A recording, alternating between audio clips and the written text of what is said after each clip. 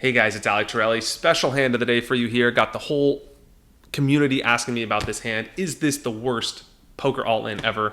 We're going to talk about it today. But first, if you're new to this channel, hit that like and subscribe button. Turn on notifications as well over here. More awesome content is coming your way. That lets me know I'm putting out awesome content for you. And make sure you never miss a video. This hand comes from the Millionaire Maker, a $1,500 buy-in tournament at the World Series of Poker, where up top, first place, we got 1.34 million. Fifth place, 350,000, and of course incremental pay jumps in between. So that's the first thing I want you to take notice about this hand is the pay jumps, because that is going to affect some of the strategy that we're going to get into. You have to remember, when you're playing a cash game, the chips are worth the dollars they represent. So a $5 chip is worth $5, right? You can cash that out at any time. So your only consideration in a cash game is playing for the chip EV, or your expectation of whether you're going to win or lose that hand.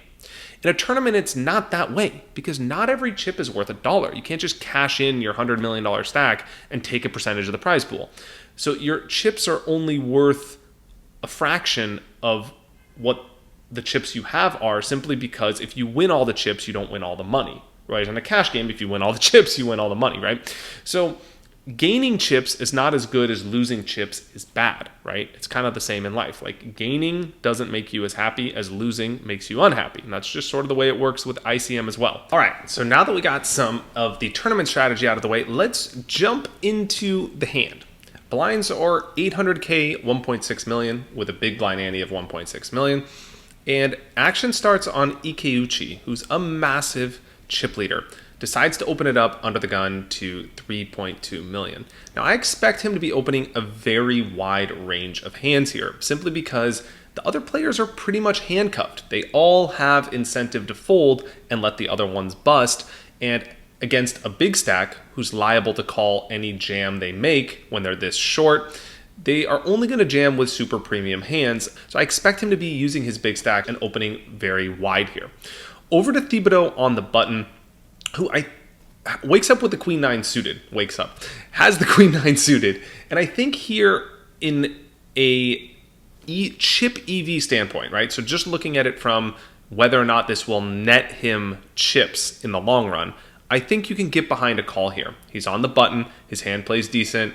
It's a decent hand to call with five-handed. Ranges are wide against a very wide range from Ikeuchi. It makes sense to maybe call here. But the one thing to keep in mind here is that there are three shorter stacks, and Thibodaux doesn't stand to gain as much by winning chips as he stands to lose if he loses chips. So if he goes down, if he loses a big pot and goes down to 10 million or 20 million or 15 million, it's detrimental to his stack because it makes him short like all the other players, and he might end up busting fifth. Whereas if he just folds and allows Ikeuchi to bully the shorter stacks, he's pretty much guaranteed to get top two, top three, or definitely not get fifth if he just folds his way to ladder up the money. And since each chip isn't worth $1, he has a lot of incentive. In fact, the most incentive to play tight in this spot from an ICM standpoint. So from that reason, I would like to see a fold here, and I would just like to see him over folding in this spot, to be honest. He ends up calling though, and we are in the small blind with Tamasauskis, who has 2 7s. Now this is actually a pretty tough spot because he knows Ikeuchi's range is super wide. He knows that Thibodaux probably never has a super premium hand, otherwise he would have 3-bet to protect it. And so 7s is likely to be the best hand a decent amount of the time. Now, he has to weigh that against the fact that if he jams here, he will get called quite often because someone might have a calling hand, even if it's just king-queen. They might just call because they're getting a great price and they cover this player so they can eliminate a player. So he doesn't want to get it all in here and risk busting because, again, he has more incentive to just fold even with a premium hand and let the other players bust out before him.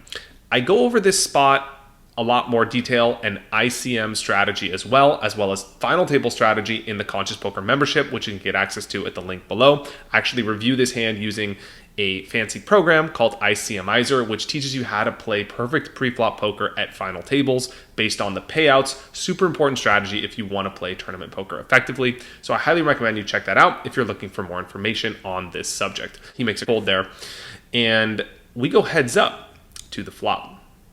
The flop comes down King 10 with a flush draw, monster flop for Ikeuchi, and Thibodaux flops a gut shot. So Ikeuchi here is probably going to be betting pretty much all the time. As the pre-flop raiser, I would expect his C betting to be basically 100%. Like, he has massive chip advantage. This flop favors his range. It's connected, but I just expect him to C bet here all the time. So when he bets 3.3 million, he kind of does these little weird antics, maybe giving off a little bit of tell here, looking down at his stack, kind of like looking down, bringing his chips out, then pulling them back, and then deciding to bet a different amount. I feel like if he had air, he would probably just try and be a little bit more stoic. I feel like he's almost too comfortable here, maybe giving a little bit away about the strength of his hand. But that aside, I expect him to bet almost all the time here. He goes ahead and fires 3.3 million.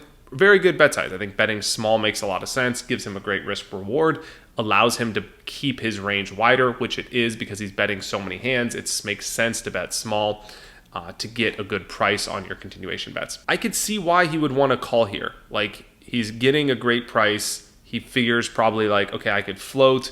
If my opponent checks the turn, I could win this pot with a bet and not risk that many of my chips, right? Like, if the turn goes, if Ikeuchi checks a blank turn or any turn, I could bet 5 million and win this pot and take it down. So calling here is actually kind of threatening. He could be repping a king. He could have something like King 10. He could have maybe 10s, but he could have King Jack, maybe King Queen. So I see why he would want to call here, but I'm not loving it just because I don't really like tangoing with the chip leader when there are other shorter stacks. And that's kind of coming back to the ICM strategy, the point I'm going to be hammering home here.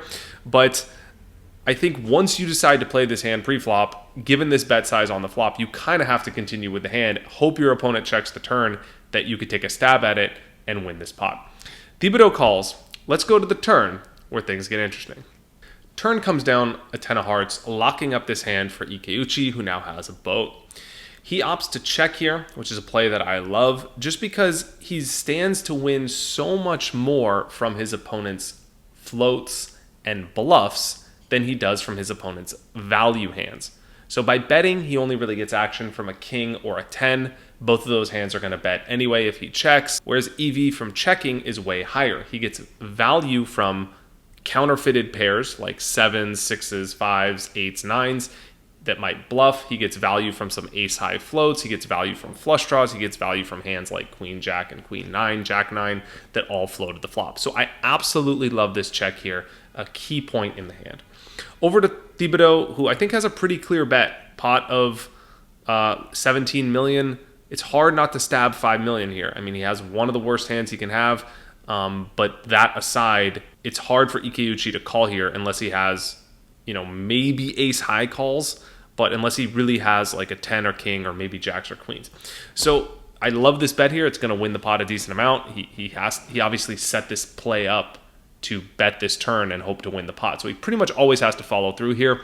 As for sizing, I love the 5 million because he's risking 5 to win 17. So it's a great risk reward. His bet doesn't have to work that often. It leaves him a lot of chips behind in terms of playability later in the hand or in a future hand if his opponent calls or jams. So one of the things you always have to keep in mind in tournaments is you always have to look at your current stack and think about what you can do with those chips. Like, what is your opportunity cost? This isn't a factor in cash games simply because you can rebuy, but in a tournament, you can only use your stack once, so you have to use it wisely. And I think choosing these smaller bet sizes sort of leaves more bullets in the tank, so to speak, and it allows you to have more wiggle room in subsequent hands if your play goes wrong. So I love this bet from Thibodaux. Back over to Ikeuchi, who now makes a check raise to 10.4 million. Not a play you see often here. I think you see most people just check calling this turn, and they do that with every type of hand they have. So whether they have a king or something as weak as ace high, you see them typically just check calling here and allowing their opponent to either continue to bet with a 10, like a worse hand, or just continue bluffing.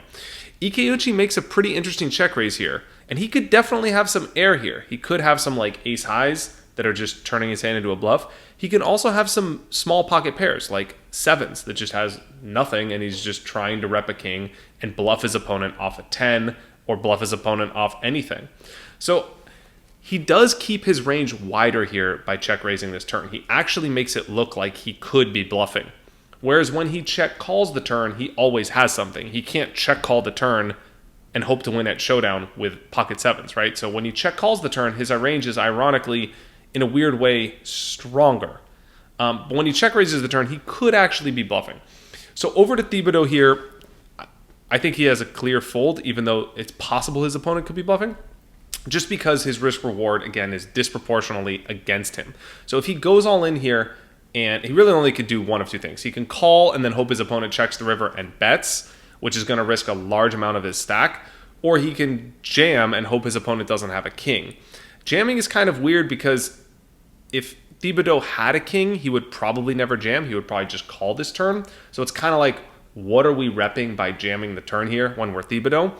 But if Ikeuchi doesn't have a hand to call with, it doesn't really matter that much what he's repping, but it's just it's an interesting point to keep in mind.